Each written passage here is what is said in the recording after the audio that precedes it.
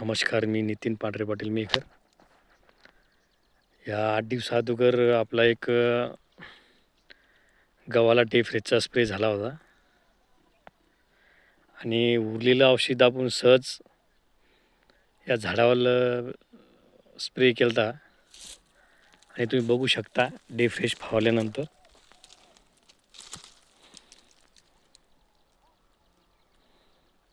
आम्ही आंब्यावर घेत नसतो, पण उरलं औषध म्हणून स्प्रे केलं त्या झाडाला.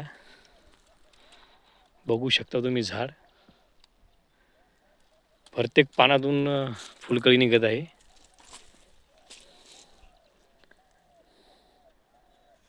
एवढा जबर डेफ्रेजचा रिझल्ट आलेला आहे आपल्याला.